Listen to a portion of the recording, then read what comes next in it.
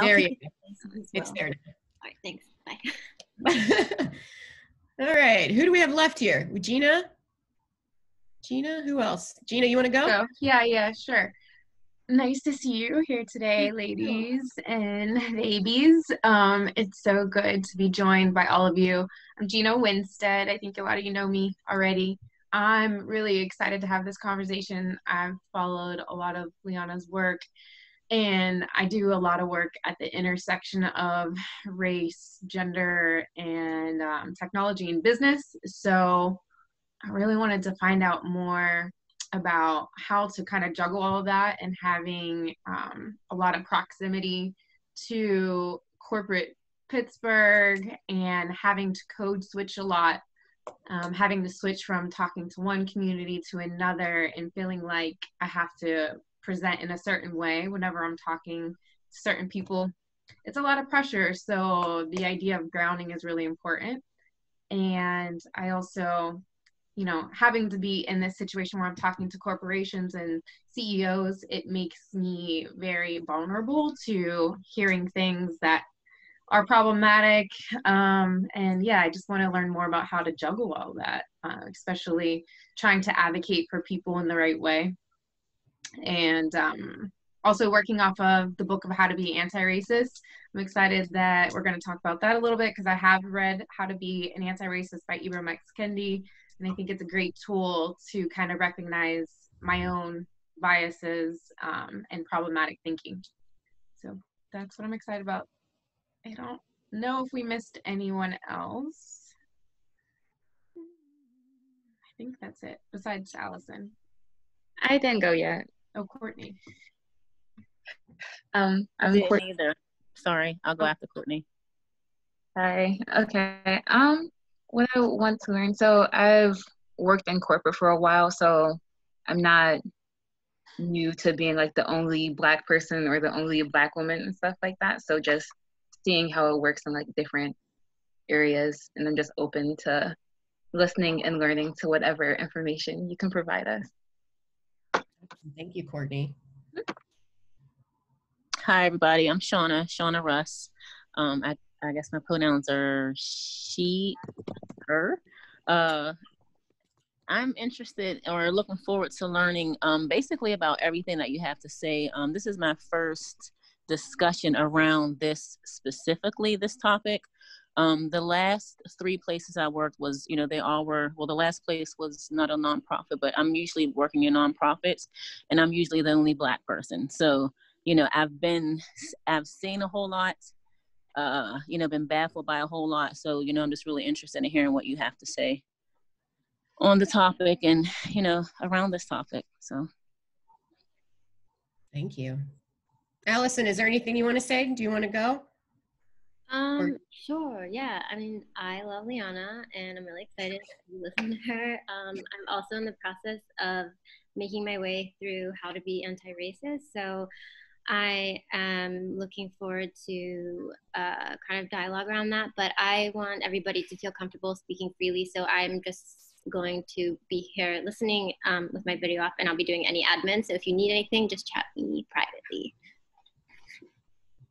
And then I still have to go. I'm Stacy, and I'm just like everybody else. I'm just here to learn. Real excited about this whole conversation. I do kind of have the corporate background. I'm currently in healthcare, so I already have some thoughts in my mind. So I'm just really looking forward to the conversation and hearing what else I could, possibly expect, trying to merge into the world of tech, and then kind of hoping I pick up some tips and tricks just to help me moving forward as well.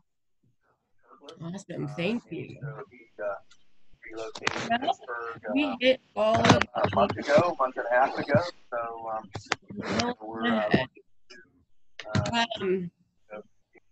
Jean, yep, okay, we're good. I was like, I think somebody's not muted. Okay, so for the sake of time, I'm going to do a little sort of lecture, just to kind of try to get through as much information as I can quickly. So I recommend that you just write down questions, and then we can go through all of the questions around, what I'm sort of bringing up. We're going to see each other 2 more times.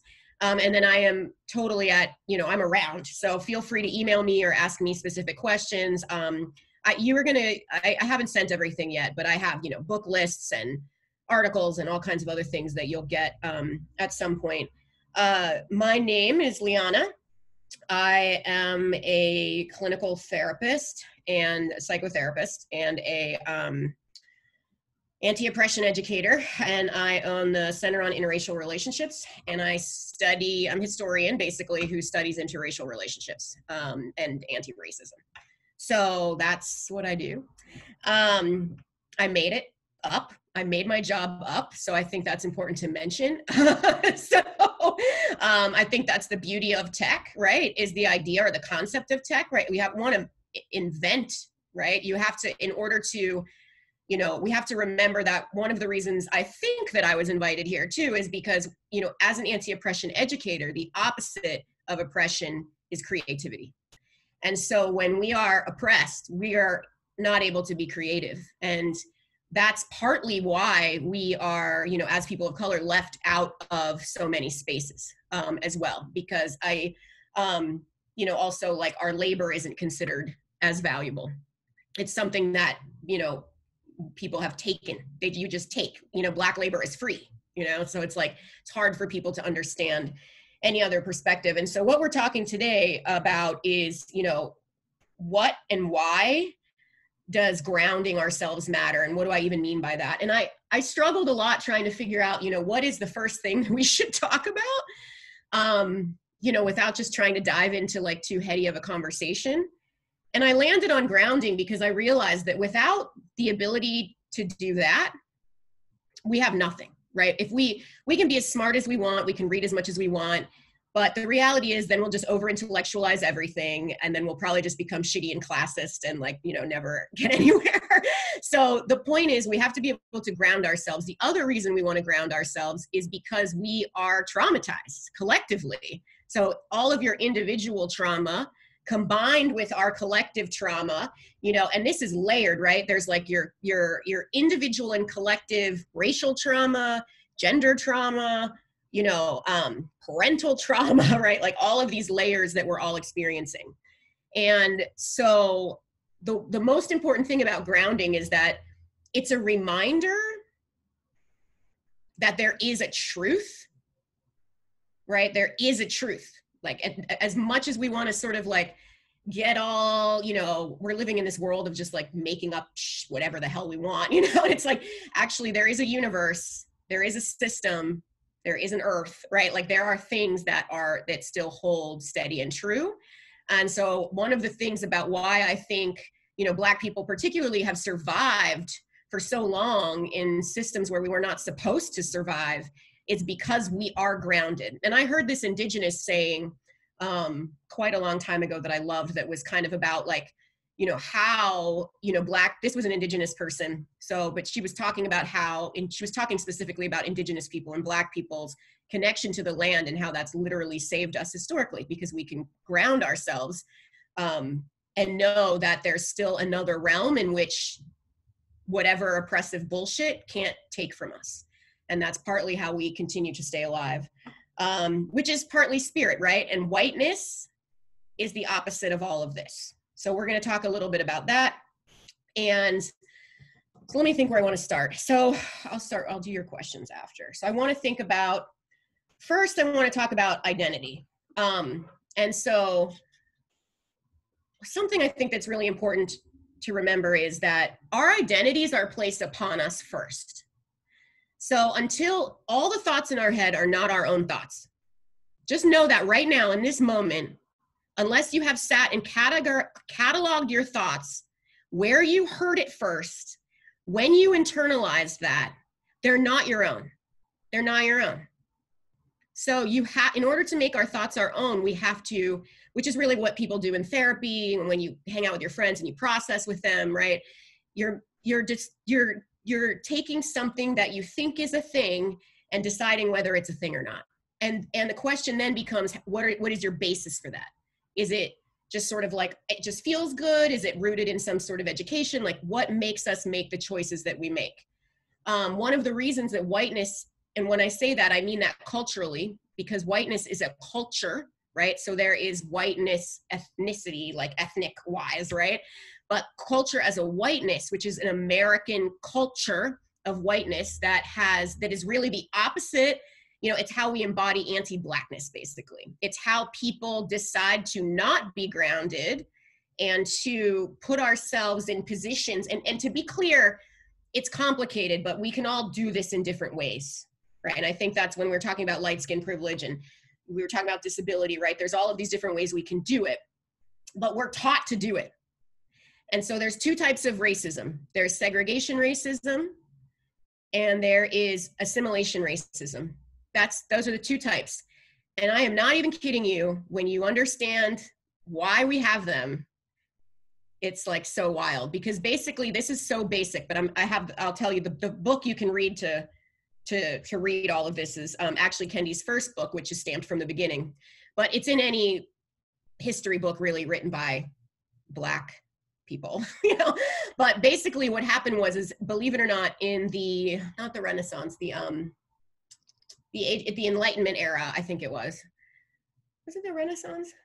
Maybe it was the Renaissance, but there was there was an era. I don't have my books. I'm so sorry. I'm not at my house right now, so I don't have any of my books to pull this, but next time I will. There are two types of white thoughts. There was the thought that Black people were at some point white and could become white again. I'm not even making this up. That is where we get the idea of assimilation racism. Segregation racism is this idea that there's no coming back from it, that you have a job to do, basically, that like you have a place and that's sort of like the end of it. And that's segregation racism, which is like, you just, just stay over there, know your place, do your thing. And assimilation racism comes from that idea of like, we can make you like us, you can be closer to God, right? Like, and so the reason why I talk about grounding so much is because grounding is not just about, meditating and like putting your feet in the dirt. It's like actually remembering that there's a history that none of us have been taught. None of us. You have to do the work yourself. You're going to have to find it on your own. You're going to have to read the books on your own, because whiteness will never let you know this stuff. And that's what's beautiful about Kendi and so many other people who are writing books right now. And I'll give you a whole list of these people, because they're finally telling the truth. We're getting older now. We're educated, we're doing things, we're in powerful positions, and we are telling the truth, And so we're lucky now that it's a lot easier for us to get this information. But so that's basically the root of it. And so it's remembering that the way that we typically understand race and racism and identity was taught to us by whiteness, and it was taught to us based on opinion, and it was taught to us based on self-interest of white people. And so a lot of the things that I noticed as I've grown as a person is how I have internalized those messages from whiteness. Learning to catch the things that you say and do and value, and being like, oh shit, that's not actually in line with my values. That's just some shit that I was taught to do to survive, to assimilate. And that's really challenging. So a lot of you were talking about, I'm just here to learn, I'm here to learn. We're actually just unlearning everything. We're unlearning, we're not really doing any learning. We're just unlearning it. And we're just like, I gotta get out of this space so that I can put more stuff in that's actually the truth. And so I found that there's actually a very large generational gap as well.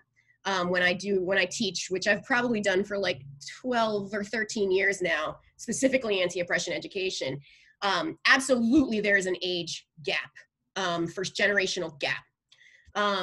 Color blindness is the way that typically, like my era, our parents, right, were brought up to think, I don't see color, I don't do this, we're all people, we're all humans. And now we know that that's like complete bullshit, that it is, really important that we acknowledge who we are, but it benefits whiteness again to erase us.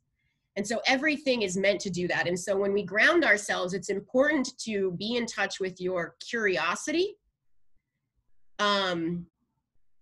It's funny because as Black people, you know, we're not given access to any of this information. We have to go find it ourselves. And we do, right? We do. But white people, it's funny because they won't, right? It's like they will say, well, just tell me, or nobody's telling me. It's like, oh, generation and generation, like nobody's telling me anything. I don't know, right? And so just more and more people die, more and more horrible stuff happens because people get to say, I don't know what you're talking about, right? And the reason that is because there's no grounding, there's no identity in whiteness. Whiteness takes everybody's identity away. And that's because it's a cult. but it really is though. And so when you start to study the America historically, you know, you have to know, you're going to all hopefully go off on your own and read all this stuff and like understand it, because when you know, you're not afraid anymore. You're not like unsure.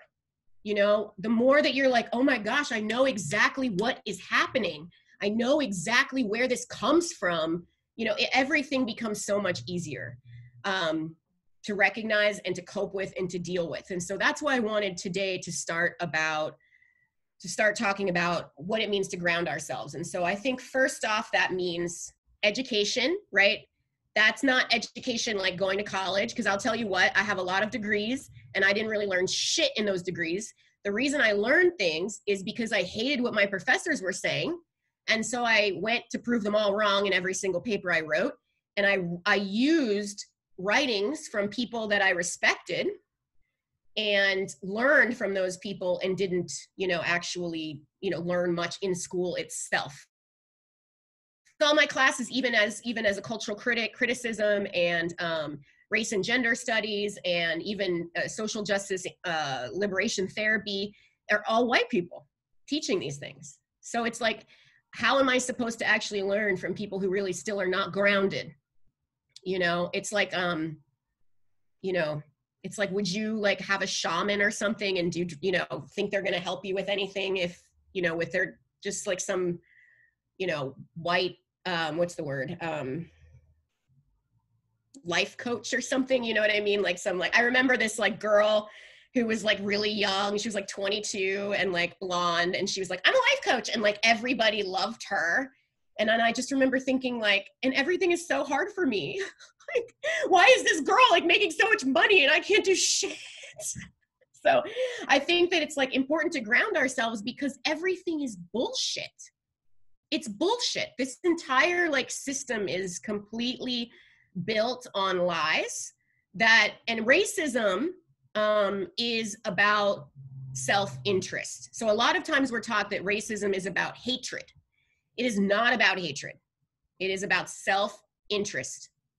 Because a lot of people, you know, hate is whatever. Like, sure, there are people who hate, sure, whatever, but it's not really the point.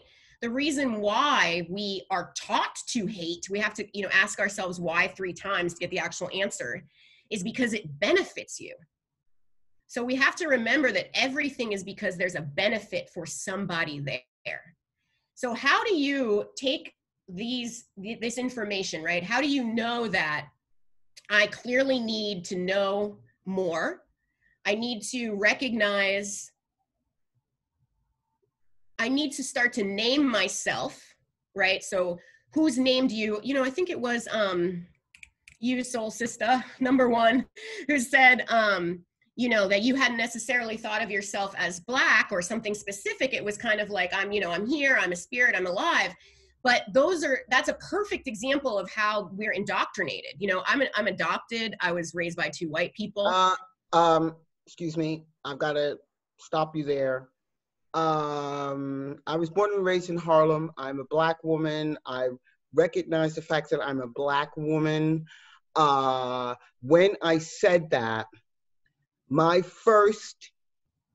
biggest identity is the fact that I'm a soul, that which is manifesting as a Black woman, right? So what I'm saying is part of the bullshit is them thinking that we are limited by our outer appearance. That's part of the bullshit, right? Mm-hmm. If I walk down the street thinking I am a Black woman, which is the best thing that could ever happen to me, by the way, right?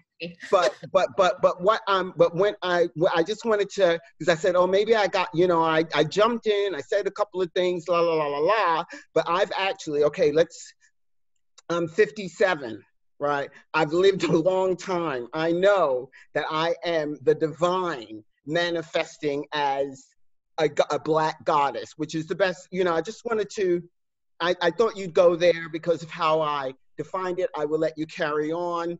And I'll No, I appreciate it so much because I actually am going to share with you all my sort of journey to that place, right, of knowing that, you know, because what that did is, when you brought that up, what it did is remind me personally that, you know, I was raised by white people. I did not have, and I was just kind of like the adopted person, the adopted girl, or the Brazilian, right? Because in Pittsburgh, it's so like weird to be Brazilian, right? To be something else, you know? So it's like, that was it.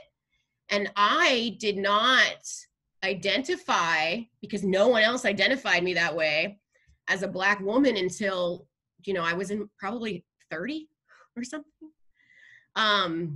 And part of that is because, you know, some of us, and the reason I say that is because I think it's important for us to remind ourselves that everybody doesn't, no matter what we look like, right? Identity is twofold. There's who we think we are and who we are, like that we decide. And then there's who we are when we walk outside and everybody just judges who we are, right? So there's two sides to that. And I think that that's really important to remember because, you know, one of the things that I learned too is that, you know, all skin folk ain't your kin folk. And like, what does that mean, right? What does that mean? And what I learned that means over time, right? As I was struggling with, who am I? Like, who am I? Like, I'm not just like some adopted chick, right? Or some like sob story orphan person or something, but that benefited other people to have that idea of me, right? We know how we think about orphans in this country and how we view, you know, like you're supposed to be somehow like spectacular and, you know, do everything right or something like that. And I embodied that and I internalized that my entire life. And it hurt me like a lot. And that's also what led me to do the work that I'm doing now around anti-oppression, because I literally had to save my life by myself by doing this work because I was so lost, because I had so many people who did not help me to understand who I was. And it was only when I really started to take a lot of like deep diving classes by Black women specifically. Like I was searching out, you know, Black women in Brazil, where I'm from, and all these different people specifically to help me. And that's when my life like completely changed, completely. Because I was like, oh, you know, because it's very challenging in Pittsburgh. You know, Pittsburgh is, all of you are in Pittsburgh, right? Yeah. I mean, I know that you're from, somebody's coming from New York, but you're all in Pittsburgh technically right now. And Pittsburgh is very black and white, right? There's not a lot of in between, you know, obviously I'm like Black then just by default, because it's only two things. And it's a real hard place to have any variation. And then also we have a lot of internalized anti-Blackness in Pittsburgh, even by Black people, right? So then what happens is that we have internalized that. And that shows up as, you know, trying to make ourselves more and more and more ambiguous or sort of in line with whiteness. Like when I was growing up, everybody would be like, I'm Indian, you know, or like, that's why my hair is so nice or something. You know, it was like all these different ways that people sort of like internalized, you know, their connection to that. And so I just wanted to throw that in there because this is such an important conversation, because I want all of you, when we're done here, at some point before we see each other again, preferably today at some point, to write down in your journals. And also, I don't know if Shawnee told you, but we're going to have your journal with you every session, because we're going to do a lot of work with that. But in your journal, I want you to really write it out. Write it out. If you have not done that before, it seems so weird, but write it out, you know, because, you know, Soul Sister said, like, you said you're 57, right? 57, I think that's what they said. Yeah? Yes. Yes, 57. And that's amazing, right? It's like, but I keep thinking in my head, like, for me to only get to the point of understanding who I was in my 30s, I'm like, wow, like if somebody could have given me this information so much earlier, So I think like that's what's so nice right now about the things that you're doing here is that we are actually changing. You know, when I was in school, nobody would have let me in, people like me in. Nobody was, you know what I mean? It wasn't like, they would never let me in. They wouldn't let any of us in to like do anything. So it's huge that we're all now, you know, really having our own voices and having these conversations out loud and being able to be honest about it because, you know, Pittsburgh particularly is very anti-Black. And so that's what I'm going to touch on next quickly is this idea of these words. A lot of you said a lot of words. We talked about racism, discrimination, equity, equality. Somebody said decolonization. And so I just wanted to take a quick moment to focus on that language and the reason why we use that language. And also that language is colonized. So that's the first place we start. So language is colonized. It's whitewashed, right? And that's why we keep seeing language change all the time, right? Which is not necessarily a bad thing either, because things should change. But it's like, you know, like diversity was like, oh, that's great. And now it's like, no, it's not. It's just like tokenism. Like it just keeps, you know, because the use, it's like a word is only as good as its use, as its action, you know, as its verb attached to it. And so at the root of all of those words are two things. Anti-Blackness. So I just want everybody to remember, like no matter what words people are using, the root of that is anti-Blackness, which is the idea that teaching us that they're binary oppositions, right? And so binary oppositions are basically, it's an English term that we use in like English literature, but it actually is, in the way that I'm using it right now, binary oppositions are how white supremacy functions by creating oppositions. So some examples of oppositions would be gay and straight, Black and white. What are some other ones you can think of? Some other binary oppositions? Skinny fat. You can just throw them out there. And what? Give me both of them. Skinny and fat. Skinny and fat, yeah, skinny, fat. What else? Able-bodied and disabled. Yes, able-bodied, disabled. Absolutely. Poor, rich. Male, female. Male, female, yep. So all of these binary, rich, poor, right? So all of these binary oppositions, good and evil, right? All of these binary oppositions are how we're taught. This is literally systemically how we're taught to move through the world, is by seeing things as one or the other. You know, it's always one or the other, Black or white thinking. And if any of you have been to a therapist, you've probably talked about Black and white thinking, which is not good. But it's also totally normal because we're taught to do that. And so I also want to normalize that, like, anything that we're struggling with is of course you're going to feel like that. Of course you should feel anxious and depressed and scared and like whatever, you know, binary oppositioning everything, Black and white, thinking all of this stuff, because that's what we're taught to do. And so I just want to make sure everybody like eases that. It's okay. But the reality is that leaves no room for nuance. And what we know is that our lives are only that. Like our lives are a lot of gray and a lot of complexity, right?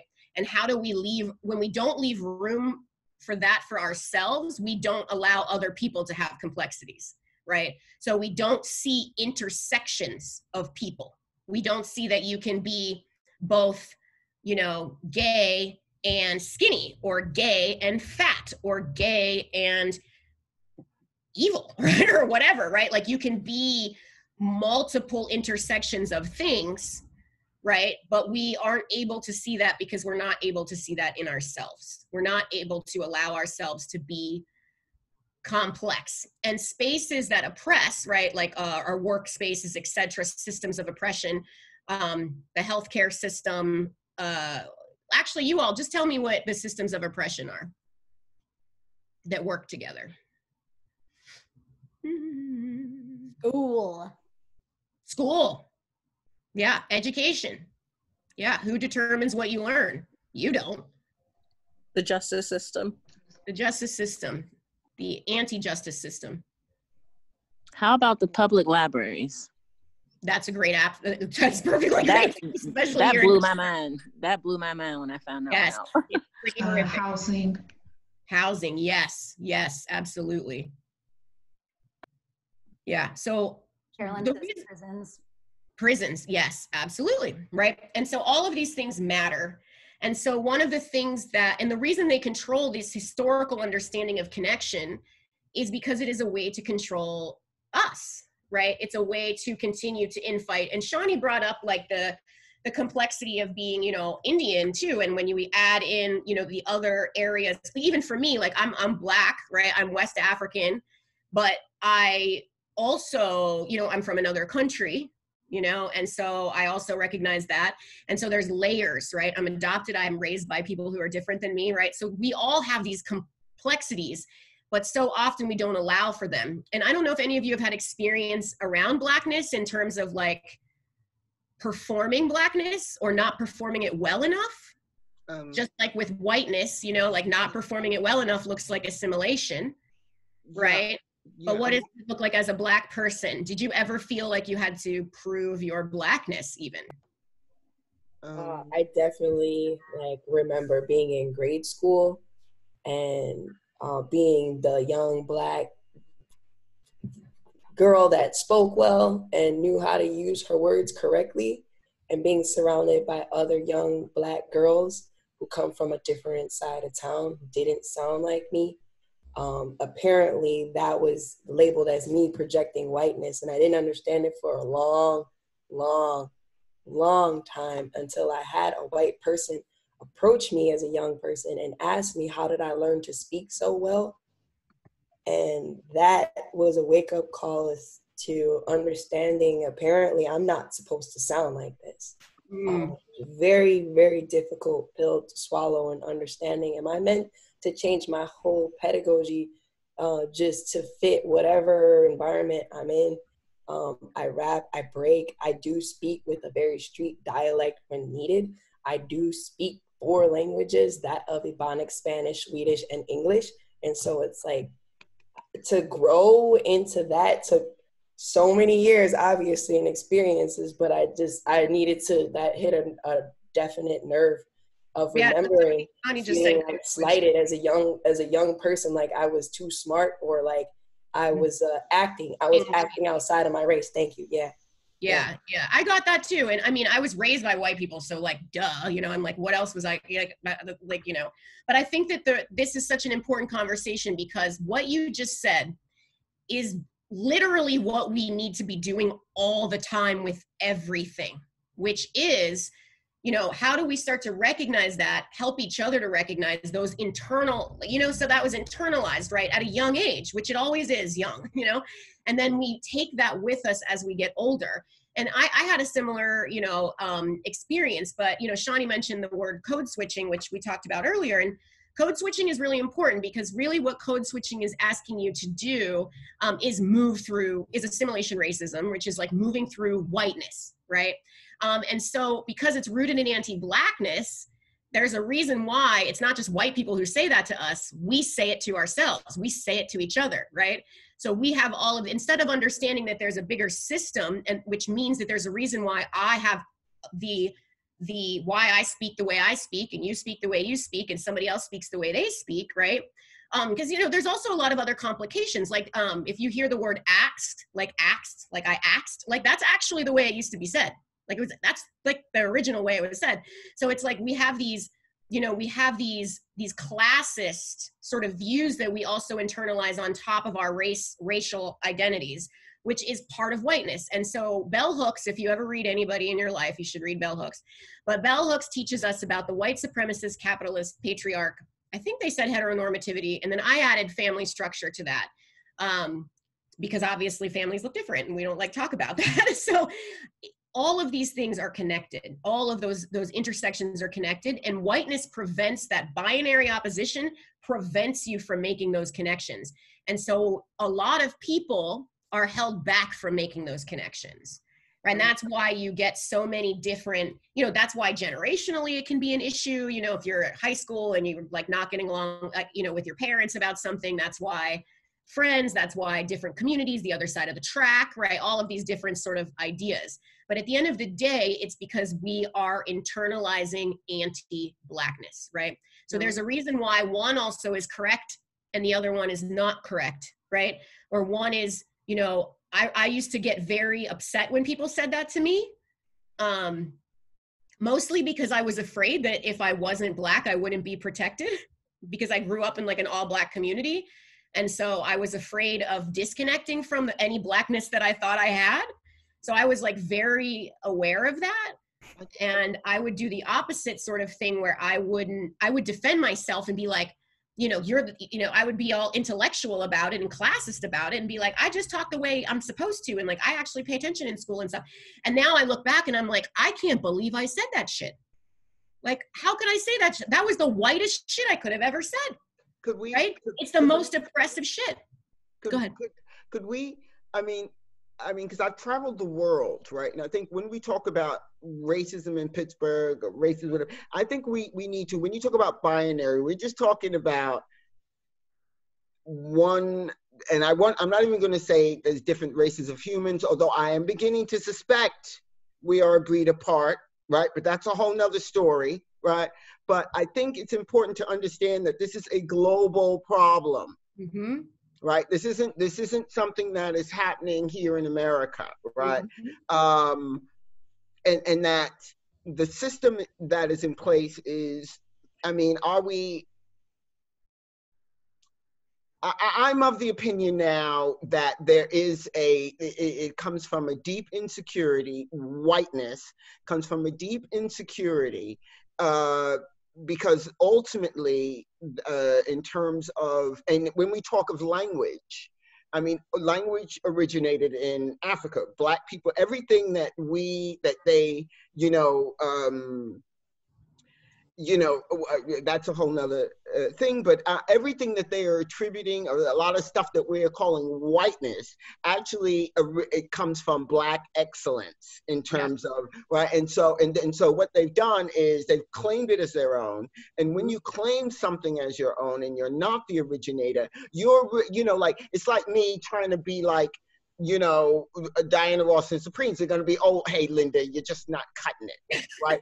Well, that's the colonization, right? Yeah, it's good, Linda, it's cute, but you're never going to reach that thing. So I think it's in terms of us claiming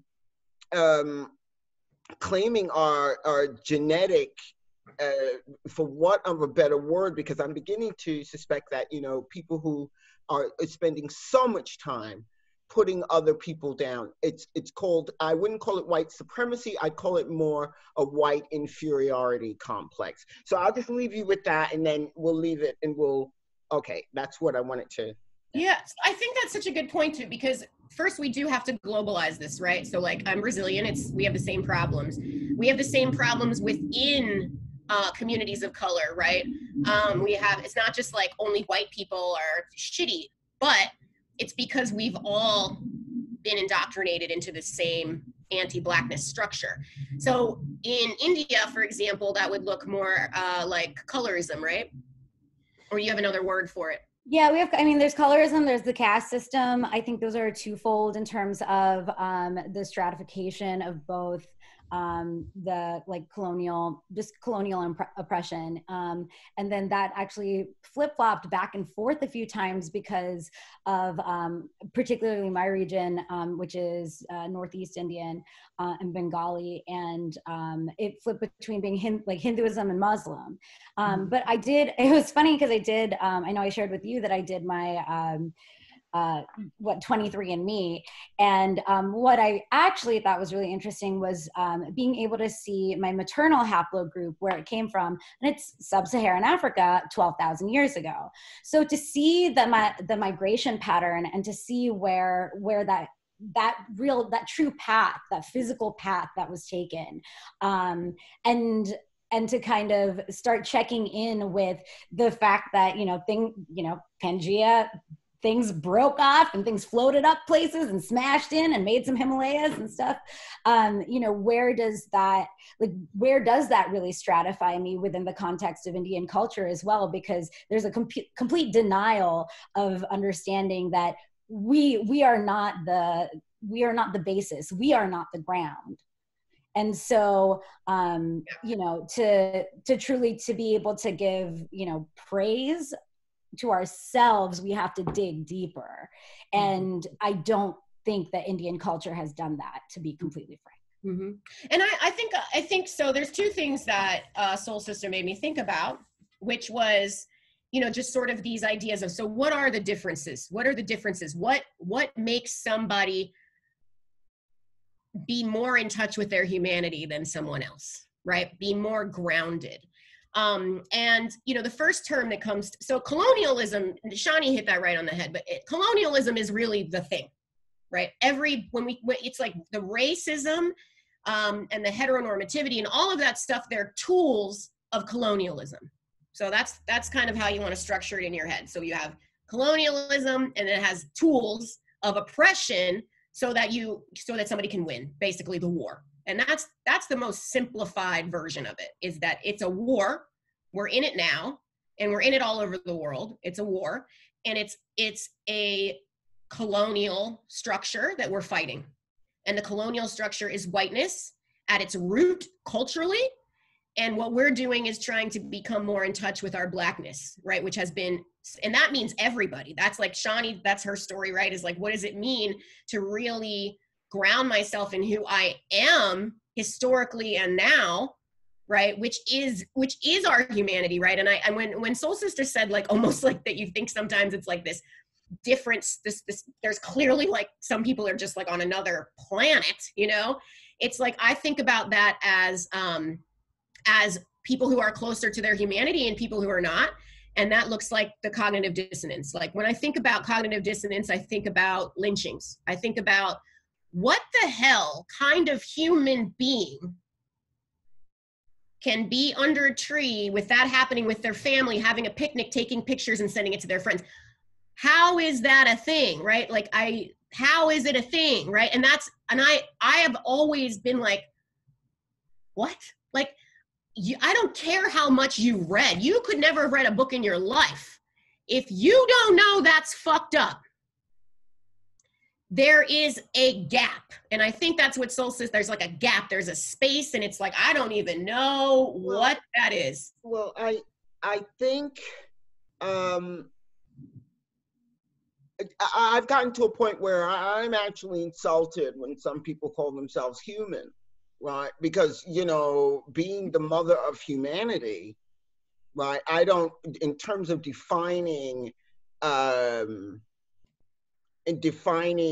you know, limiting myself to a skin color, right? I mean, I created, from my loin came every old humans, right?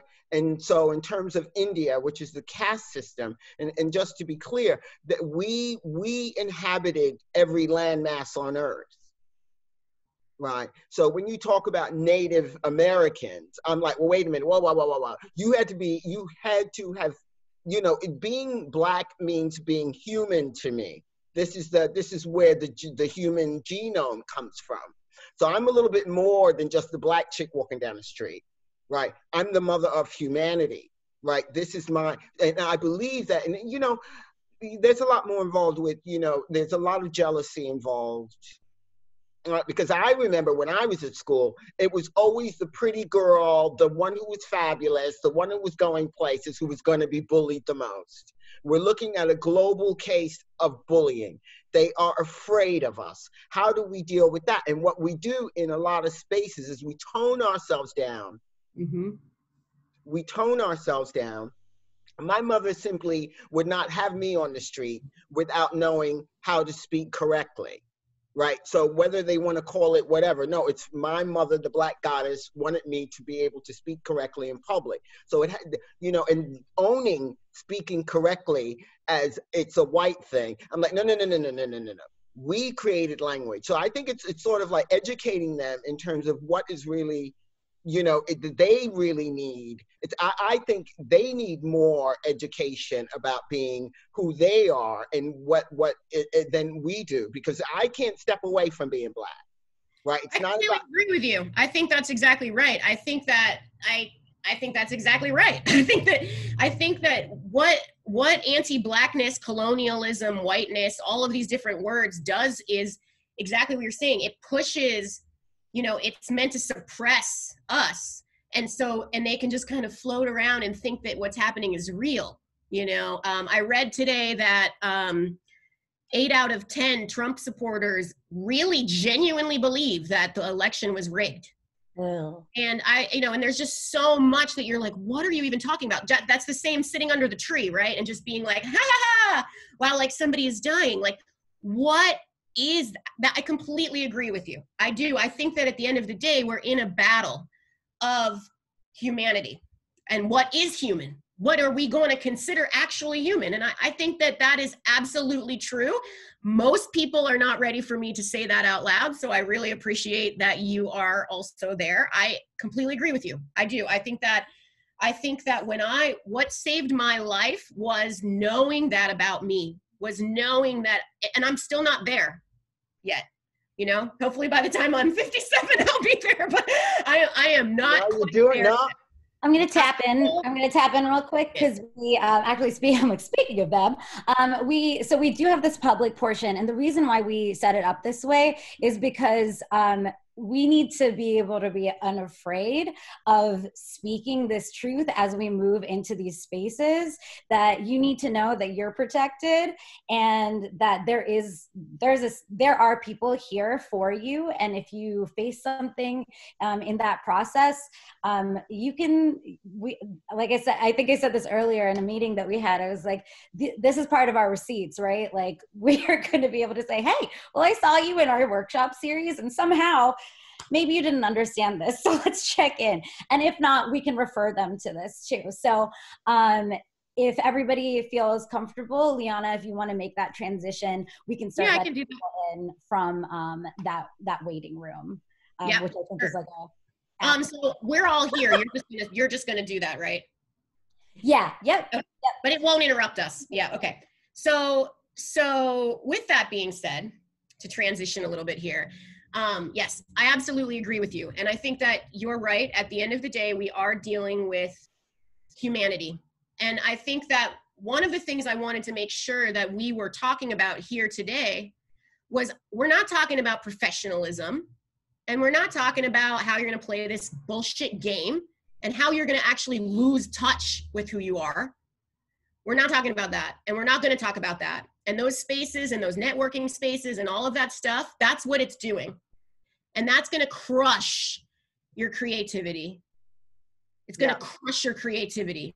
Can I just add one point? I do, when we talk about, I believe that our creativity is what has kept us going.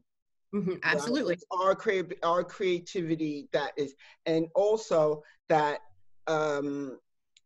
we have got to stop defining ourselves by other people's limited definitions of who we are, right? That's how they put us in a box, right? We're just as capable as everybody. We are beyond amazing. Right. And when we recognize that so I think we need to, it's not who they are or what they're being, it's how we've taken those things on board and use them to determine who we are. Always going to limit. It's always, when you're looking for validation outside of yourself, you're always going to be limited. I'll leave it at that. Absolutely. So just to we have new people here. So I just wanted to take a moment to, some of you I think know where you are. This is the Women in Tech cohort. My name is Liana, and I run the Center on Interracial Relationships, and I'm a clinical psychotherapist, and I study interracial relationships and anti-oppression. And today, the topic of the conversation was really about, this is the first time we've met. And so I wanted to kind of just throw a bunch of stuff out there around grounding. What does it mean to be grounded? And I think we did that. Like, in the sense of, like, I think that that's exactly where the conversation went, was what actually is necessary to ground ourselves, which is the opposite of whiteness, the opposite of oppression, right? The opposite of not learning, but unlearning what those things have done to us, right? And sitting in that power, and knowing that, just knowing that is the grounding. And and that has kept us alive all of this time, and not just alive, but still humane, right? And one of the things that we talked about was with whiteness was cognitive dissonance, and sort of this idea of, you know, when I think about cognitive dissonance, you know, the thing that comes to my mind is lynching. And that's because when I was a child and I learned about that, like, I was like, how do people do that, right? Like, that's another kind of person. But then I realized it's not. That's whiteness. Because right now, the same thing is happening, right? We have lynchings, public lynchings that we watch on Instagram and Facebook, and nothing is happening, right? And it's not Black people who are going to change this, it's white people who are going to change this, right? And so not just on that level of the justice system, but, you know, when we think about tech and technology, it's the same sort of things. And I've had a number of tech clients in my life doing this work, and I'm unable to say who they are because I'm not allowed. but even like the top tier people who are running stuff, you know, the heads of everything, you know, we've had incredibly deep conversations about their concerns. They were all white men, of course, but about their concerns, which were that, you know, it felt good because this was my opinion beforehand, but that it was validated by what they were saying, which is, this is just technology is us. It's just a replication, right? In so many ways. And so if we're not really like, if we're not holding it, owning it, knowing, it's gonna do harm, right? And when we think about what's done harm recently, which we see all the time, right? What's behind it? The opposite of humanity, oppression, lies, greed, right? All of the colonialism is holding that back, right? And so I think making that connections. And so, you know, today we were talking about, like I said, grounding. And what does that mean as people of color, people of the global majority, all of the different Black people, brown people, right, whatever, moving into these spaces, and how I hope that it gets across to everybody that it doesn't really matter what space you're moving into. What matters is that you know who you are. And even if they don't know who they are, you know who you are, you know, and as long as you know that, you will be safe, you know. And that doesn't mean that something's not going to come after you, because it definitely will, especially if you take that perspective. But that's why, you know, I think Shani and Allison and everybody created this space, because this is how we have stayed alive, you know. And it's not about getting you all into the tech world. It's like, tech is stealing everything for free that you're already doing, that Black kids have been doing forever, right? We have literally created the creativity of this country, and of the world, right? But it's colonized. So tech is a colonized space. And so I really think it's important to know that history backs you up, right? And so I've done the reading. I'm going to send you all the readings, and a lot of you have done a lot of this work already. But just know that it backs you up. The truth is there. And if people don't want to admit it, that's on them. But the truth is there, right? It really comes down to that. And so with that, I want to just open things up for any questions. I'm trying to quickly look at these notes. I think how are you all feeling? Do you feel like we touched on some stuff that's helpful? Talk to me. Tell me. Oh, wonderful. Thank you. I do. Okay, great. I'm trying to look at, I made a list of some of the things that some of you had talked about. We talked about unlearning. You know, some of you had talked about, you know, what does it mean when we're in positions when we are being discriminated against, right? The thing is you're not going to recognize if you're being discriminated against until you do the work of grounding yourself. You won't know, you know. And I think some of you gave some really great examples of that, of like having experienced things and not knowing what was actually happening. Like, oh, that's what's happening. So the more we, you know, become grounded in the truth, the more you start to know what's happening, right? Like when someone calls you articulate, like that's not cool. That's actually super racist. Like I've never heard a white person called that in my life. I'm a public speaker and I have been called articulate every single time. And I have never heard a white person called articulate ever. And, you know, it's like, these are the things that are racialized, that are built in, because there's still a surprise element to the brilliance, right? Even though we invented everything, right?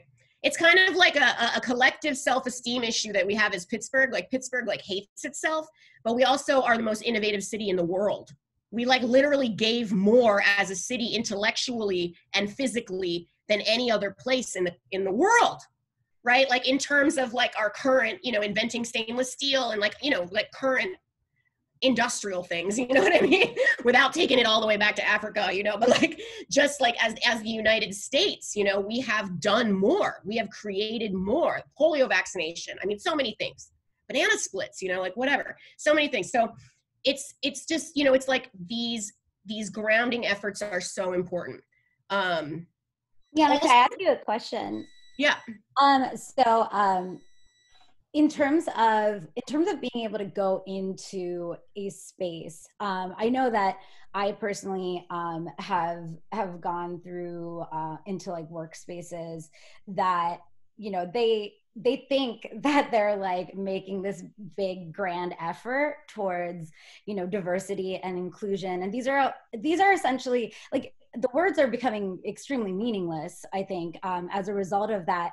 And so after we see like a slew of statements come out from every company, you know, what is the process of entering these spaces and challenging them without letting go of yourself? And I think that's where that like grounding process comes in. So like, where am I in this, and how do I still participate? How do I get them to move to me instead of me constantly having to meet people where they are? Does that make sense? Let go of that control first. Because you know what? You can't make someone be more in touch with you, man. I don't care how much anti-racism books these people.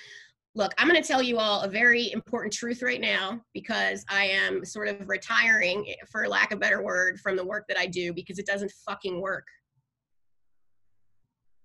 Anti-oppression work with white people doesn't work. And we know statistically it doesn't work.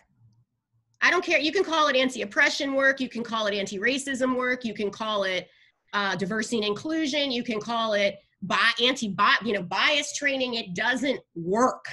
And all it does is pull people like me, that look like me, more and more apart from ourselves. Learning to let go of the control. Whiteness is there. I think, right? It's there.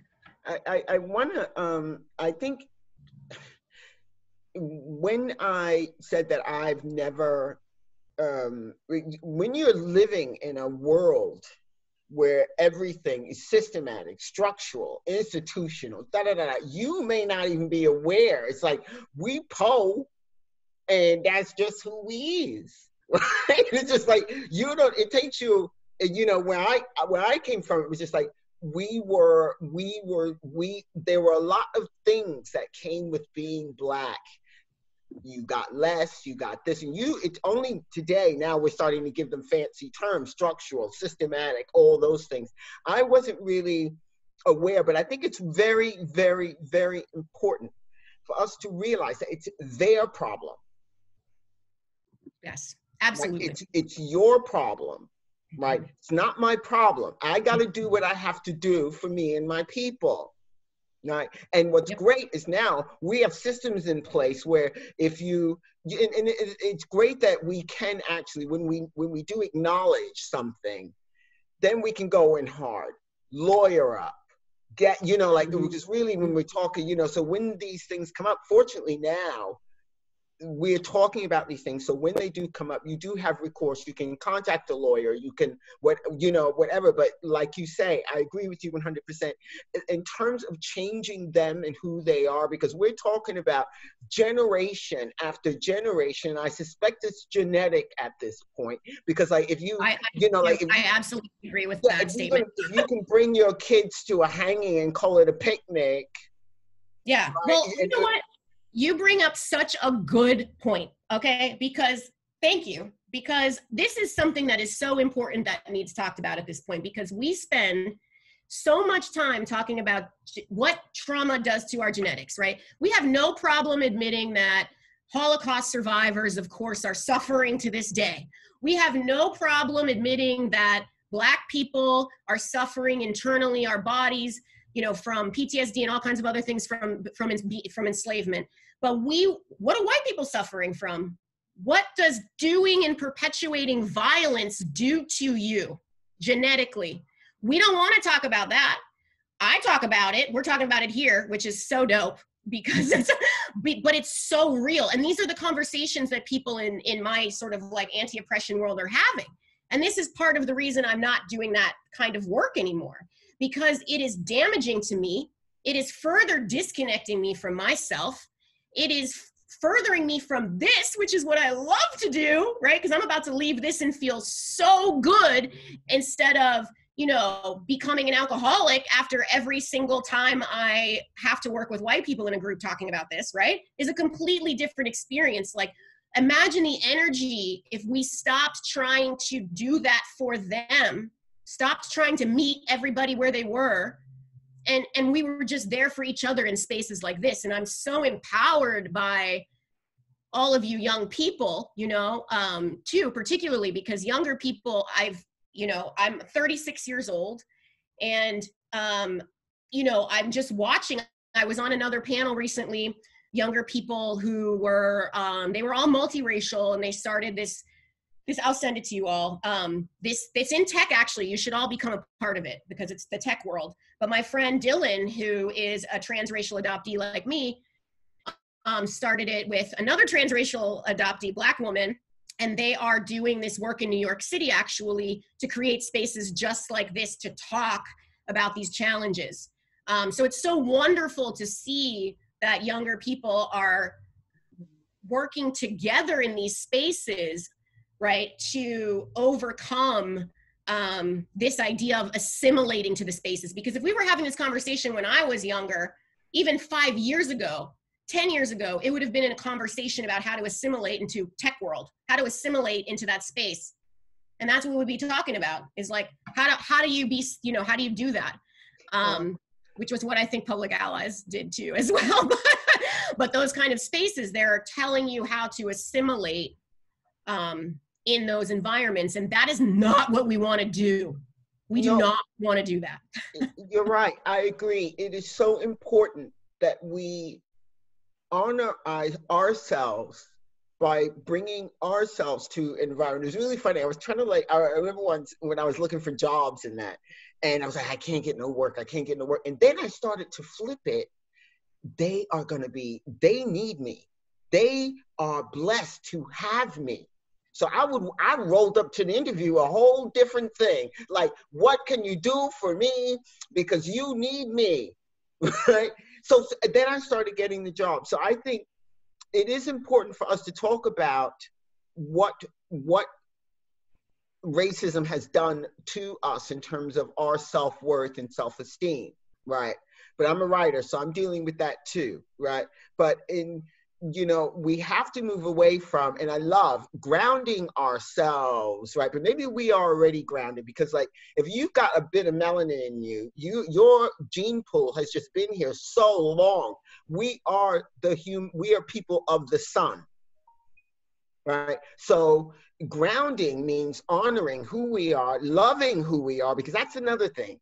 They've actually flipped it to, if you don't have certain things, your self-worth, right, is going to suffer. Obviously, if a human, you're poor, you're this, and all these labels that they gave us that we adopted, which we have to throw off, right, and just realize our great contribution to this world, to everything we do. We always bring the magic, right? Mm-hmm. So, and I love this. I'll let you take back over the. Oh, Lordy. It's good. And I think. I'm sorry, y'all. No, don't apologize, because this is exactly what should be happening in these spaces that can't happen in other spaces, right? it can't, you know, the other day, I was teaching a class of all white people, and which I'm not doing anymore. Don't ever anybody ask me to ever do that anymore. And I'll never forget, I snapped. My business partner, Sydney, who's a white woman, started laughing because it was so funny.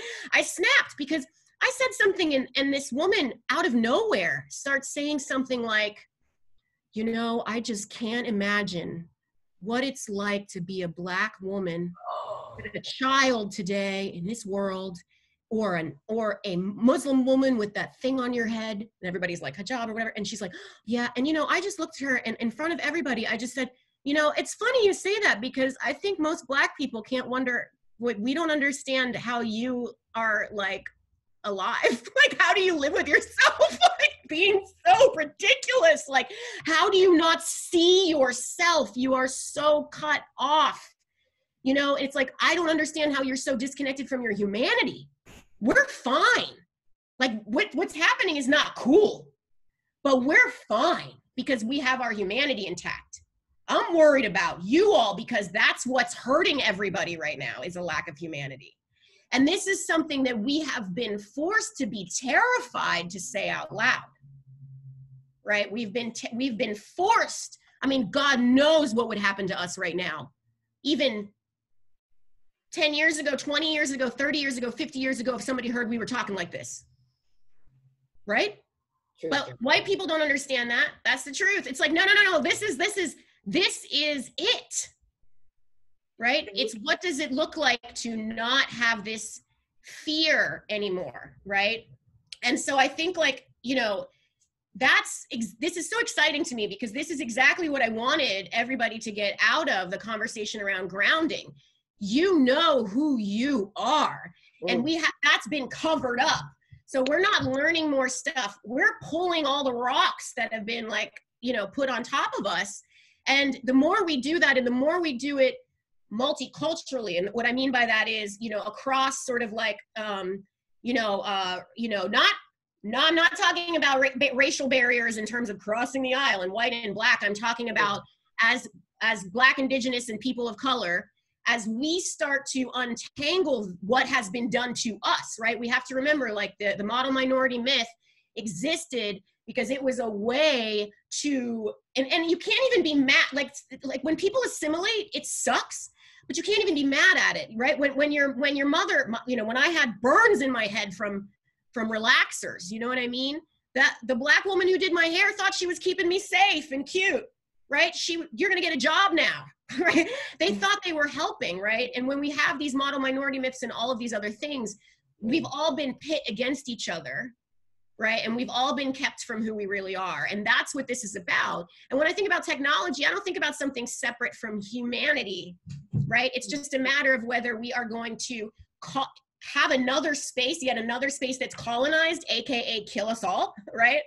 The environment, et cetera, or we're gonna have a space where we are communal again, right? Because when we think about colonization, one of the other things about colonization whiteness is that, again, that binary opposition of collectivism and individualism. And so this idea that, you know, have any of you ever felt like, I got to go at it alone? Do you ever isolate yourself? You do things by yourself. You're like, I hide when things are hard. Like, that's individualism. I can do it by myself. That's whiteness. So when we start to really understand those as a culture, right? What is our culture? And getting back to that, and what is theirs, and letting them have that and figure out what the hell they're going to do with that on their own. That's when we're going to be the most, that's when everything is going to change and shift. And I think that it will, you know, by 2046 ish, probably sooner, honestly, because there's a lot of mixed babies being born. We're not going to see, white people are not going to be the majority. The issue, and the reason I do this work, is because if we have a bunch of, you know, mixed babies running around thinking, still having whiteness in their minds, it doesn't matter. And that's what whiteness wants to do. That's what colorism is, right? Colorism has successfully done that. So it's like, you can be in a space that's all brown, right? and people are still having these thoughts and feelings. That's what we should be terrified about, and that's the work we should be seeking to do, is to refocus our efforts on ourselves and people like us. We are unlearning, we are becoming closer to the earth, right? And it's like, I think that for, as this conversation, you're all moving into the world in these different places and spaces, that's why we start with grounding. I want to open it up to questions or thoughts from people I haven't heard from yet. Questions or thoughts, you can just chime in. You all remember what June 2020 was like, right? Everyone was alive and present here. Everyone. Show of hands, how many of you lost friends in June? Okay. When you lost your friends, was it due to racial misunderstandings or being exhausted trying to explain yourself and your Blackness all the time? Okay, right. That was a whole thing. And I'm speaking to the entire room because I think that to dial back to that, to the unlearning that you touched on, Liana, the unlearning started, I think, for everybody, real talk, in June, when we were stuck looking at ourselves in quarantine, looking at our shit, and looking at the shit we were surrounded by, both Black and white, and the disparities and the lack of access, right? Which then exposed a larger problem, which made us infuriated, us Black people infuriated, which then caused us to become more exhausted by understanding the disparity and the gap in wealth that was happening and that was going to continue. Because we were all stuck in our boxes, right? Just like these wonderful boxes we're stuck here, looking at each other, trying to figure out which is the right answer. Should you be asking certain questions as a white person? Should you be answering certain questions as a Black person? And with that, we are now in November. And by a show of hands, does anyone have the answer yet? I didn't think so. So, with that being said, it's very quiet. I mean, it's quiet, but I mean, I hope the awakening of this vote that just happened, not to sleep on Joe and Kamala, like, they're another choice. They may not be the better choice, but collectively, whatever it is that we learned and felt in June, or we lost and gained in June, and we all clearly went forward on whatever that was. We decided to go to work the next day. We showed up to whatever Zoom the next day. We babysat, whatever you did to get to today. Like, where is that conversation? Are you all really talking about the self-care as Black women as you did, or the readjustment as white women, what you did, from that day, from June, from all the feels that we had and we were stuck with? You could do nothing. Like, where has that all gone? Where has it been placed? Like, has it been actively something in your language? Like, did any of you change your language, or did any of you change how you operate in your business? Are some of you speaking to some of your Black friends more? Some of you speaking to your white friends more? Does the Hispanic community have any way for any of you in how the vote came out and which side to play? Like, the kind of like, what's the word when something's overexposed? The overexposure, to all the disparities are now like in everyone's face: Black, white, brown, purple, green, whatever. So like, what language are y'all using now to speak to in your groups with each other, based off of everything we've literally just digested from June? It's interesting, Tennille, that you say that, because I think I can be completely honest that with PGH had to make a big shift to get here, and we're really grateful, I think, for that push to do something rather than keep taking small steps to saying we're going to do something. I think that there's a big difference, and that's what I really learned like action wise. But it's also interesting, like kind of taking it to a granular part of tech. Now, you guys have had some time like in your modules, maybe you've looked into some of the vocabulary, like binary, literally binary 0, 1, on, off, black, white, right? So it's interesting because now we're as developers, we're moving into spaces where our job is to actually manipulate that 0 and 1. It's to take a data structure and say, we're going to shift what this looks like because I want this specific thing out of it. So if you can apply that kind of thinking, how you are able to dig into yourself in certain parts and know that there are layers there that are all working together in concert, you're already a programmer. You know, you're already moving through that space, negotiating all of that. So you have that ability to really challenge that logic that is put forth, and for you to look at that problem and say, actually, this is what I want out of it. So I'm going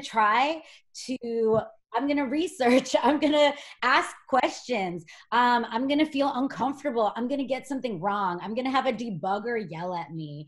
It's funny to be able to connect just on a metaphorical level, like how much just we're going from that 0 to 1 space constantly, and that we do actually exist in the middle of all of it. Mm-hmm. Absolutely. I think that's such a powerful, sort of knowing, right? Is that we're already all doing it. You're already doing all of these things, right? And I think letting go, I'll be honest, I don't actually have a lot of hope in whiteness at all. I'm just going to be honest. I don't. I think that Joe, Kamala, all of this is the same shit. It's the same liberal stuff that MLK warned us about. It's the same stuff. They're out in the streets celebrating, but we can't get out in the streets when people are dead. Nothing's happening. And I think that what Shani's saying is so imperative, because it really is that reminder that it is in the action, not in the performance and optics of action. And so how do you recognize that? Because before you know it, you'll get manipulated into all kind of like spaces, right? Like in your jobs where it's like, do you want to be on this committee? Do you want to be on this committee? Do you want to like do these things? And knowing, not to get sucked into that. It's like, this isn't we all have work to do, and it's different work, right? And that's something that's hard for people to understand. If I do or say something that shows that I have internalized some kind of level of racism, homophobia, whatever it is, right? Like, I need to work on that. But the reason that I am like that is not the same as a white person who is like that. It's not the same. It's not the same. It will never be the same.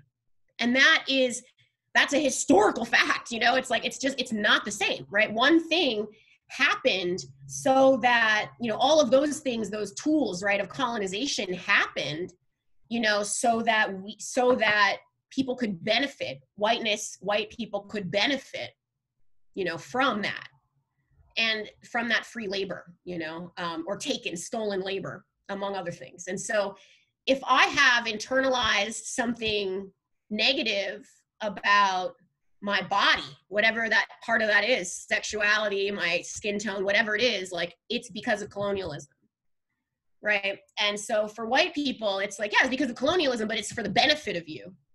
It's to the detriment of me. It's also for the detriment of you. You just don't care or notice or want to notice, right? But that's on you. So it's really this place where part of doing this work, whether you're in tech or not, I think tech is so important because it is such a representation of who we are, right? Whatever space we're in, even at home, the point is, what does it look like to decolonize those spaces? What does it look like to decolonize our mind in a colonized place, right? So we're still going into colonized workspaces, right? But how do we keep ourselves like in conversation like this, where we're still deconstructing and decolonizing that space? Because what's going to happen is that what we're doing right now is going to change our children. I see a little baby boo-boo, right? It's going to change how we raise our children. I see Nina is here, who works with kids, right? this is going to change the way that they see themselves and the way that they decolonize their family structures, because all of this starts at home first, right? And so we keep separating home and work, but it's the same damn thing. It's the same thing. It's a hierarchy built on a bunch of bullshit, you know? So it's the same thing. And so I think part of that decolonization is starting to break those barriers down, you know, in terms of how we name things and who's doing what and what's happening, and break those down and hold people accountable. Because these ideas, we know they have been stolen, right? We see it all the time with access, you know, so yeah. Any more questions from people who I haven't heard from yet? Questions, thoughts, theories?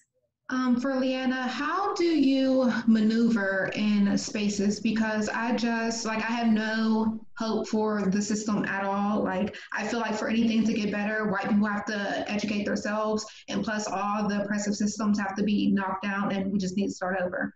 But how do you, as a Black woman, like, keep your environment safe? Like, is it just like connecting with other women like you and just, you know, keeping those connections, or like how do you just process through it? That's a great question.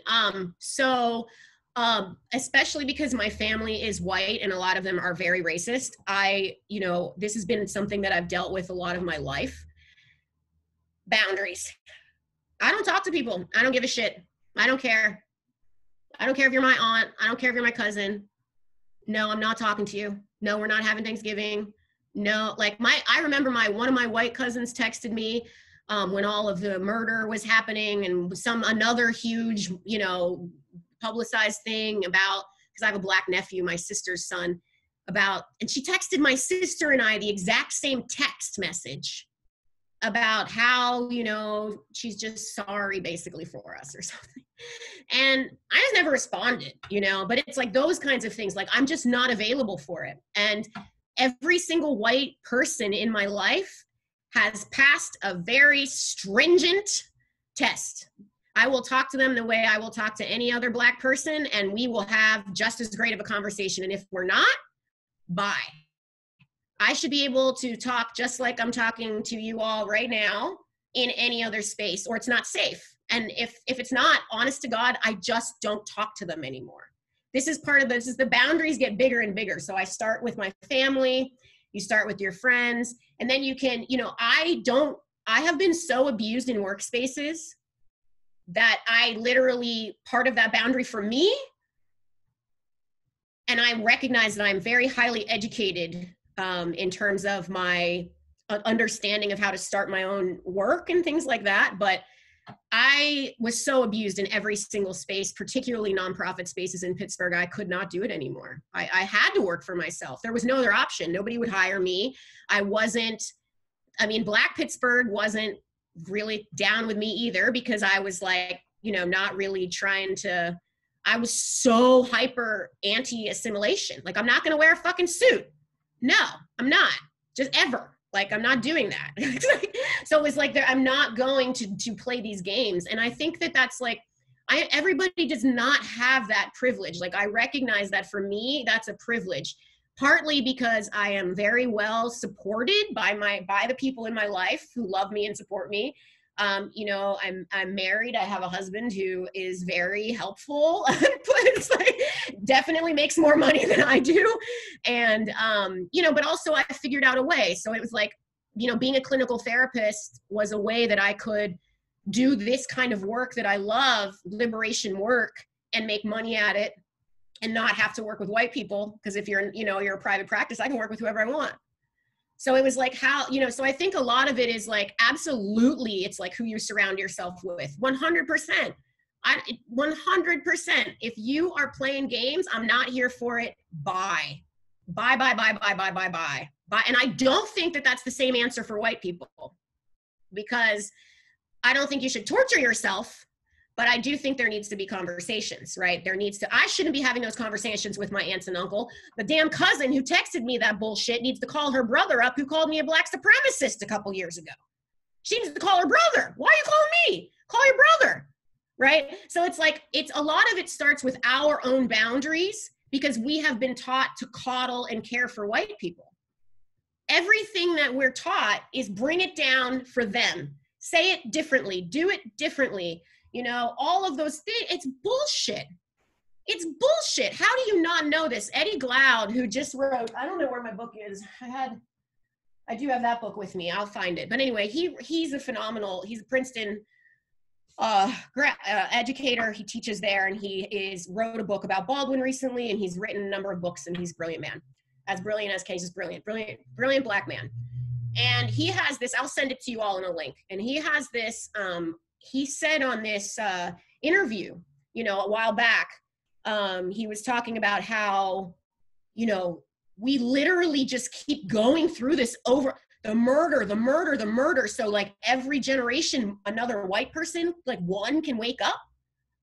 When are you gonna wake up? Why do we, you know, it's like, how much suffering are we going to go through to usher you into your humanity? At some point, we have been taught to, that's literally what enslavement and colonialism did. We were servants. And I see it still to this day. I taught a class once, I'll never forget, I taught a class, and this white woman in the front of the classroom started crying. I'm like, oh my God, I didn't even say anything yet, right? And this older black man, he must have been in his 80s, starts comforting her. I remember I was so angry. I was angry at both of them. I was angry at her and I was angry at him, because that's the kind of shit that taught me to internalize all of this self-hatred and to put my needs second to every white person in my life, right? So I could, for my safety. I called it out, and I probably got a lot of shit for it, but I don't care. And I was like, you can stay or you can go, but we're not doing this. Neither of you are doing this. I'm talking right now. And I think, oh, sorry, Rasha, do you have your hand raised? Okay, cool. I just wanted to make sure you saw that. Yeah. Oh, yeah. So that's all I have to say about that, right? It's just like, we have to draw the boundaries ourselves. And I have learned that I have tortured myself. Else I can help with? Oh, no. Sorry, my watch is talking to me. I have learned that you have got to decide for yourself. Write it down. This is when I'm done. This is when I'm going to be done. And if you surround yourself in groups like this with each other, like I love Shani, we hang out all the time. I love Allison, you know, we hang out. We do surround yourself by people that validate you. And the more you're around people that you love and respect, who read books, right? Who actually do work, not just some white person who's throwing their opinions at you, you don't care anymore. You know? Sorry, another question. Rasha. Can I say something to that point too? I think something that's really important that's been coming up is community care. Surrounding yourself with people who not only uplift you and unapologetically support you, but also hold you accountable. I think having people that hold you accountable is very important, because you could have a group of people that affirm you, but they could just be yes people. Absolutely. And tell you, oh, that's right, and the really not it's like the boundary things, just like not having boundaries for them to, like, you have to be very, very, very accepting of accountability, and also just being very embracing anger. I think it's very important for Black people especially to embrace their anger and their rage, and to kind of not sort of tone it down. I think Soul Sister says something about that, like not toning it down, especially in front of people, white people, because it becomes this thing where they expect you to be a certain way, or the respectability politic. One thing that you brought up was the suits. I really hate those protests with the, like, people wearing suits and stuff, because it puts a very, like, bad light on people who don't have those things, who can't afford those things, who are from the hood. I think those things, when we put ourselves in those boxes and we start to become carceral or start to police ourselves in the way that we behave, the way that we react to things, I think that's when we get further away from the idea of liberation. But when we surround ourselves from people who we love and also know that we are growing and have a growth mindset, having those people around you that hold you accountable, have the ideas that you are very important, so I'm going to be really hard on you, but also provide you the support and the passion and the love that I need for you to grow. And so having people that have that balance of radically being there for you, supporting you in ways that aren't material, because a lot of what support looks like is very emotional and it's not material, but having those ideas of a balance of accountability, but also a balance of love really helps in communal care. And so surrounding yourself, I spent a lot of time in undergrad unpacking and unlearning a lot of things that I had in high school. I was the only Black arts major in my entire university at that time. Wow. And I think one of the things that really helped me was that I had a lot of people behind me, a lot of Black queer people that were my circle, always supporting me, always checking in on me. We did group check-ins, we did group affirmations, we did libations, we did all these things that kind of like emphasize the communal care, unpacking things together and not being alone. I think that the idea of individualism is very isolating. It is very white because a lot of those ideas of creativity and group care spawn innovation. When you talk about African art or you talk about Black art, a lot of it is community-based. If you think about the Harlem Renaissance, or even you think about like prehistoric like African artifacts, a lot of those things don't have like signatures on it. When those things came about in the Renaissance, that was a thing that kind of sparked this whiteness, the idea that you have to have your signature on something, or you can't create, you have to create this thing by yourself. You don't need other people to do it. That is a very white supremacist construct in art. So I think thinking of really indulging about what your community looks like and what that looks like. And you do have to be very, very strict about it and very unapologetic about who you are. I say a lot of unfiltered things on Twitter and Facebook, and a lot of people have a lot of problems with it. But at the end of the day, it feels really good because there's the one or two people that'll message me and say, hey, this is really helpful, or this really like spoke to me. So I think that other idea is like not pleasing everyone. You can't please everyone. The real idea is to please yourself, but also understand your community and have that support for them as well. Yeah, I want to move on to Rasha's question because I just realized the time, but I think what you're also saying is about love, right? It's like, I think that it's about what is that, right? Because like whiteness, it has a completely different idea of what love is. I'm like, that is not love. That shit is not love. That is control, and you're just neurotic and like not well, and it is not okay. So I think like a lot of it is like, what is love, and rethinking that. And I think that when people talk about Black love and Black, you know, all of those kinds of ideas, it's like, that's the challenge. It's like, what does it look like to have love looks like accountability, right? So I appreciate that. Rasha, please. Yes, I have two questions. One is, what did you freeze? Can you hear me? Yep. I can hear you. All right. One is, what are some grounding efforts that we could start practicing now? And the second is that sunshine coming in your window? Where are you? It looks beautiful. I'm in California right now. Good for you. Call it out. I'm in the desert. You have to take us with you. Well, you know what? I think, Rasha, this is part of it. I deeply need to get out of Pittsburgh a lot for my sanity, and I do it very unapologetically. Yeah. So that's part of how I ground myself. It's like getting away from people, and sunshine, because we have melanated skin and we need that sunshine. You got to go find it as often as you can. Yeah. And so that's something that is important to me. But I think there's a few things. I actually am going to send all of you I'll send it to Shawnee and she'll send it to everybody, a meditation that I would love if all of you would try to do before the next time we see each other. That is phenomenal for so many reasons. That really helps me to ground myself. It's actually a breathing exercise. So something I recommend beyond meditating every day is, and I'll explain the reasons why we need to do this, but is the breathing exercises, because the breathing part is really grounds you in your body, and it allows you to actually physically release, you know, everything that you're feeling. You know, somebody talked about like being angry. Carolyn talked about being angry. let me tell you, as a therapist, when I read things about what depression is or what anxiety is, and somebody feels it, I'm like, hell yeah, you should feel it. The shit in this world is fucked up. It's horrific. If you're not feeling it, I'm concerned about it. If you're just worried about, you know, buying some cute thing and living in the suburbs and buying a nicer house, I'm concerned for you. I'm not concerned for angry Black people. You know, I'm not concerned.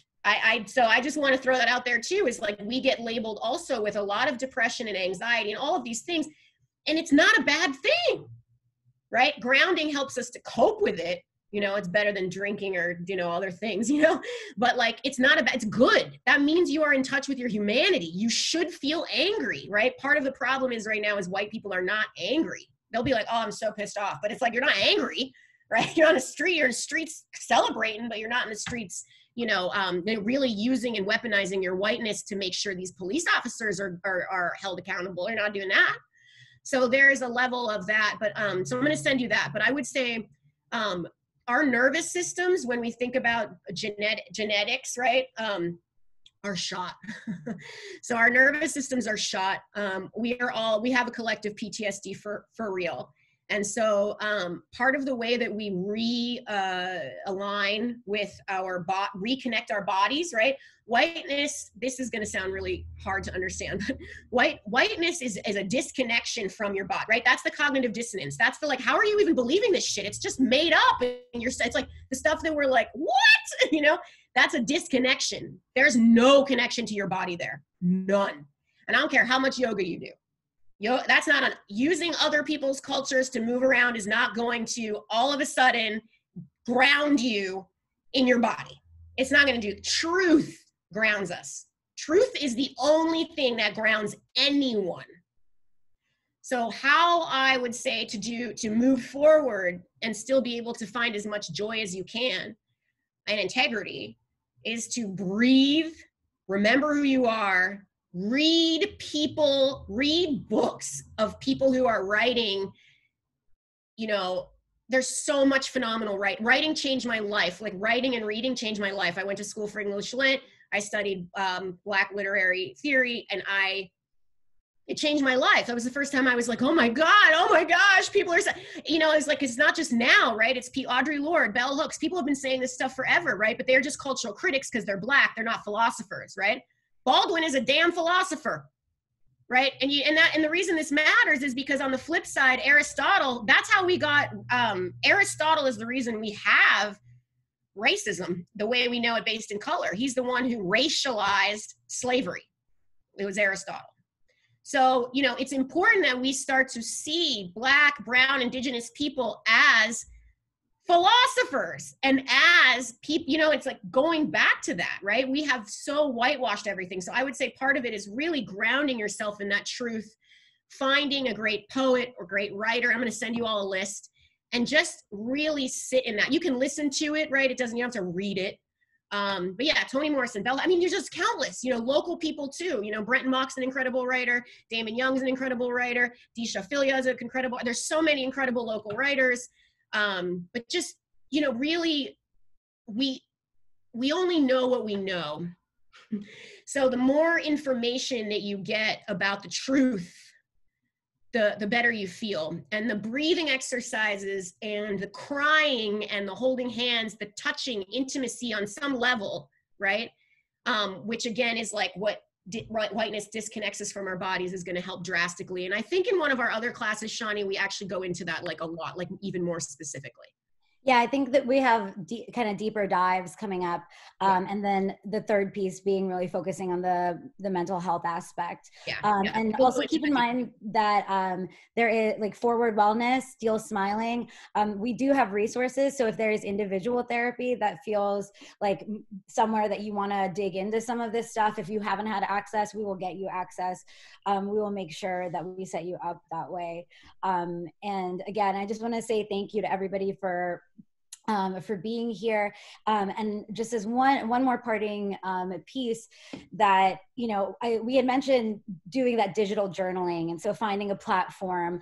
If you check your Trello boards, check in. If you have like a handle on whether it's Instagram, Twitter, you don't even have to be like really publicly facing on it. But there's also the opportunity to follow a lot of Black tech leaders as a result of that. You know, social media is how much you want to be there in it. So you can place timers on it. My partner, he like deletes the app every day and then re-downloads it. I'm like, okay, if that works for you. So there's a lot of ways to like temper that. But at the end of the day, there are a lot of dynamic Black tech people that are going through and answering some of these questions already. So about grounding, about reaching out, you know, we had talked to Paris Chandler about the Black tech pipeline and Black tech Twitter. Black Tech Nation is Pittsburgh born and raised, an organization that Kalani Cook started after going to the boot camp that I attended as well. So those are all places that you can start tapping into and connecting and like grabbing hold and saying like, this is ours, this is mine, and dig in and ask questions and like feel vulnerable. And the one thing that I tell everybody, and like one of the biggest lessons I learned, was the worst thing that someone can say to you is no. So maybe you don't get a job, maybe you try for something, you like do the, you know, like the dream there and it doesn't work out, then you just pivot, you move to the next thing and you shift and you try to learn from it. And sometimes maybe you gave too much of yourself the last time, maybe you didn't give enough. And so being able to examine that in this process, again, between the zeros and ones, you'll find where you belong in all of this. So you're inherently going to change the space that you walk into. So like, I think it was Linda that said earlier, like, I'm gonna walk to that interview and say, you need me. Like, don't say that literally, but say, what are you offering me? Why are we here? Why are we both here? And really, like, let's make an effort to meet in the middle, so that we have to make like one less further of a step outward from ourselves. So that's just my like program manager hat on, and as well as a developer who's had to walk away from some things. I think Nina can speak to that too. I want to add to somebody on this Zoom chat here. Somebody mentioned a meditation app. I recommend Liberation. It's a for and by Black people. Yeah. And it's called Liberation. It is phenomenal. There are very specific meditations that are based in, you know, dealing with racism, dealing with heteronormativity, dealing with neurodivergence, dealing with, you know, for you know, all kinds of stuff. But it's literally, it's not like put your feet in the sand and like whatever. It's like really. And before each one, each speaker actually has like a little lecture, so you can actually learn, you know, the reasons behind doing that work. Because, and I think that's the colonization, right, of it. It's like, what, because our practices, our religious, spiritual practices have been colonized, it takes the soul out of it, right? So it just, because like, it doesn't matter how much you're chanting and humming and moving your body if you don't understand why we're doing it. And so, you know, they help you to really understand, this is why we need to have, you know, this is why we're doing this work. And so it's literally a for us, by us experience. So I recommend the Liberation app above all the other apps. Please use any app you want, but that's the best one. Also, the Not White Collective food series. I think food is something that brings us all together often and reminds us of where we might be from, where we want to be from, where we're choosing to be from, where we are. There's a lot of, so Liana, if you could just speak to that last piece, I think it's really cool. The Not White Collective and what you've been doing. Oh yeah. So the Not White Collective is a collective of women from all over the world who are not white, you know, and so that varies, you know, and we have hard conversations because we have white presenting people, right? And so what does that look like? And we have these really intense conversations around it. It's wonderful. But we do have, we have a huge art show coming up at Space actually pretty soon. But if you follow us on Instagram, you'll see all of that happening. But we did just do a food series on Instagram Live where each one of us, I think there's 13 people, 12 people invited, you know, into your home, and we cooked and we talked about voting and just like the state of the world. And everybody made a different dish.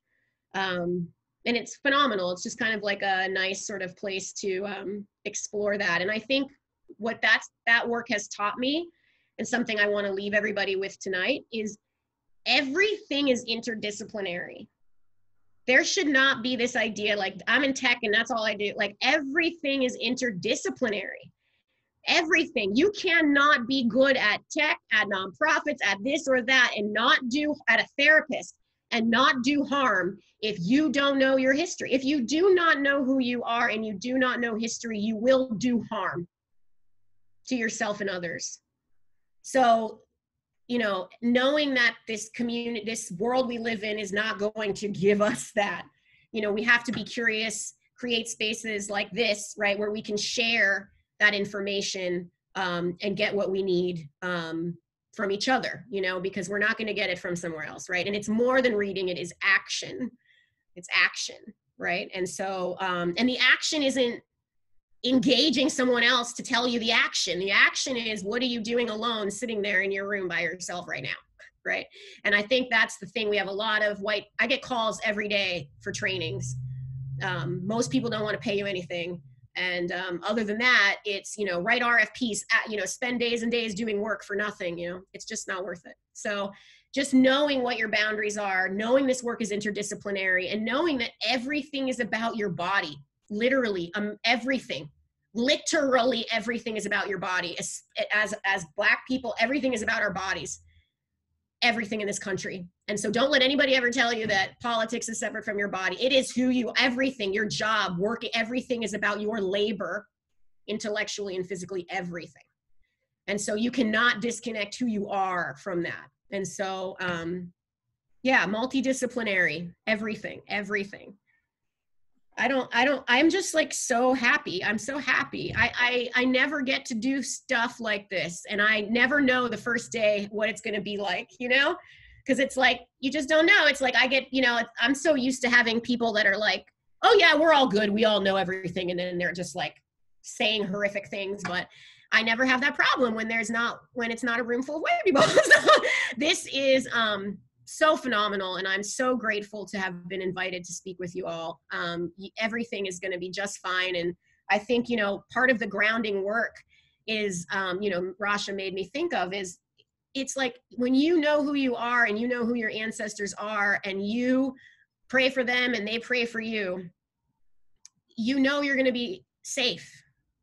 You know you're going to be safe, you know, and so you can get turned down from 10,000 jobs and still be like, you know what, I wasn't supposed to be in any of them.